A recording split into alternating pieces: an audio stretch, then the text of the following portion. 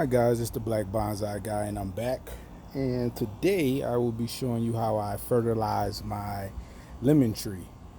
Similar to what I do for my grapefruit. If you go check out that video, it's pretty much the same process. What I do, I keep rocks over the root line of my citrus tree. I pull those back and I use this product called Dr. Ertz organic and natural handcrafted fruit tree fertilizer. You guys focusing on that. It's good for all fruit trees: citrus, apples, peaches, all nut trees, all fruit trees, all berries, avocado, grapes, and all vines. It's a 552. That's your NPK reading. Let you guys see the item number in case you want to search for it. As I was saying in my grapefruit video, I buy these in 25-pound bags. You get a better deal. This right here is the 4-pound bag. So what I do is I take the 25 and I scoop it into this one because it's just easier to handle. As you can see, I've already laid some down. All I do is I go back with my rake. Oh, but before I do it, I want to show you guys something. So pull this leaf off right here. As you can see, we have some yellowing of the leaves. So typically yellowing could be from overwatering, it could be from underwatering, it could be an iron deficiency, or it can be magnesium deficiency. I haven't treated this tree for iron or manganese in quite some time. In fact, I don't think I've done it since I've been living here in the last 10 years. So what I'm doing is I'm throwing down a little iron. This is what I use right here, iron chelate. Now this is designed specifically for soils with a pH of 7 or above. You could probably use it on everything, but in Arizona we have alkaline water and our soil is very alkaline.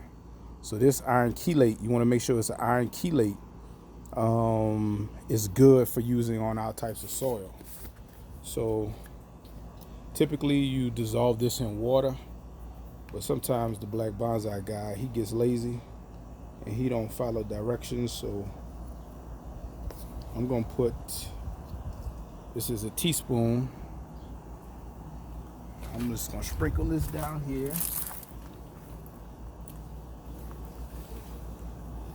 Put two teaspoons of this iron on. We go around back.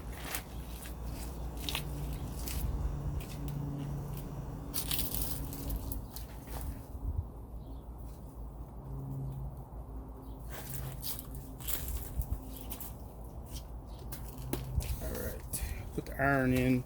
Let me come back with the magnesium. This is the product I use for magnesium. AC Alpha Chemicals, manganese sulfate, monohydrate. You can get this off of Amazon. Show you the item number there. Boom, boom, boom. No directions on it. You can use Epsom salt if you don't want to spend the money on this. It does the same thing. I'm just gonna put probably, let's see,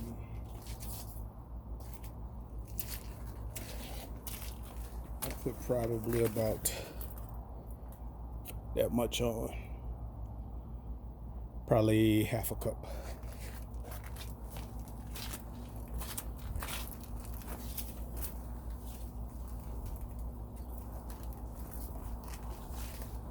All right, that's it. Now let me mix this in. I'll be back. All right, I'm back. I got all that raked into the soil line. Same thing I did for my grapefruit tree video. And now we're just gonna water it.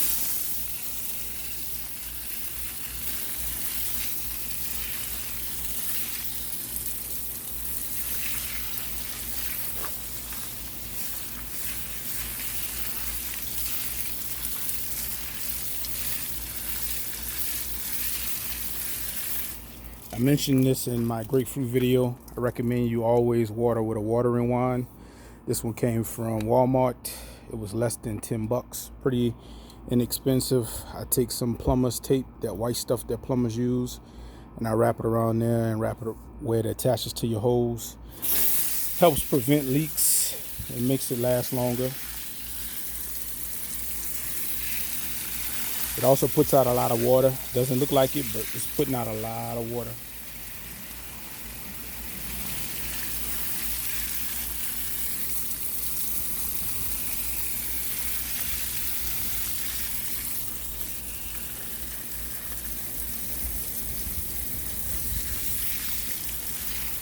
All right, that's the first time. As I said in my grapefruit video, we water 3 times.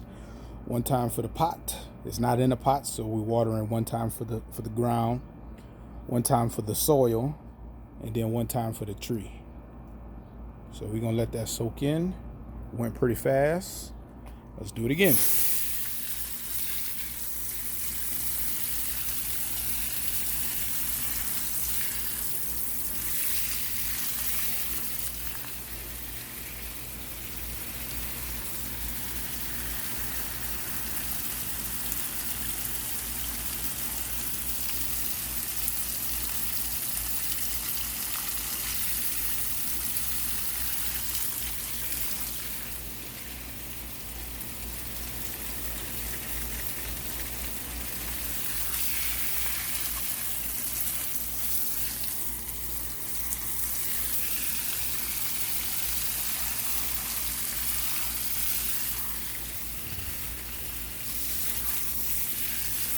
All right, that's 2 times.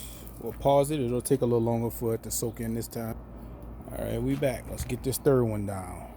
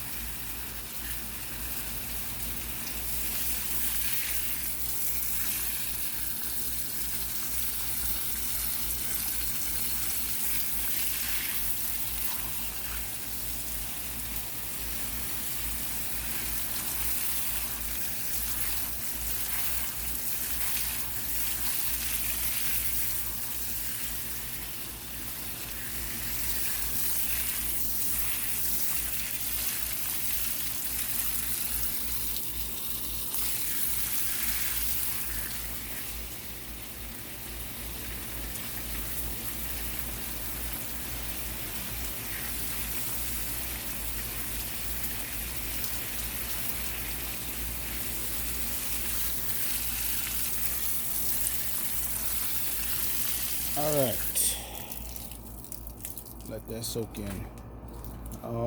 Citrus trees need to be fed in Arizona 3 times a year. We fertilize Valentine's Day, Memorial Day, and Labor Day. Again, citrus trees in Arizona need to be fertilized 3 times a year. Valentine's Day, Memorial Day, and then Labor Day. So all of the holidays that have day in their name: Valentine's Day, Memorial Day, Labor Day. This tree is still producing fruit.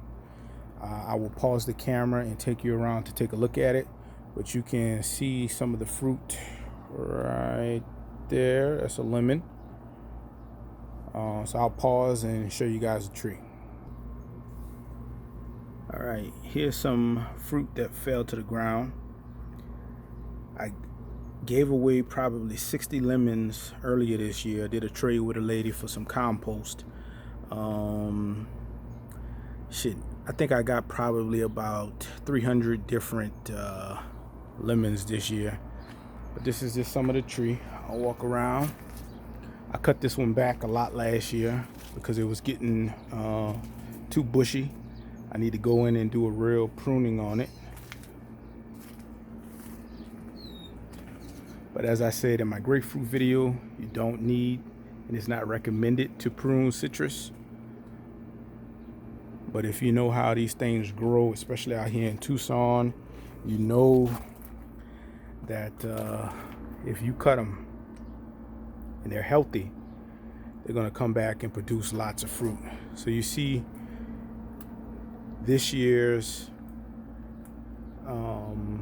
the fall fruit right there. These are bloom in the fall. The ones that I showed you on the ground, those bloomed in the spring. Let me just pause for a second.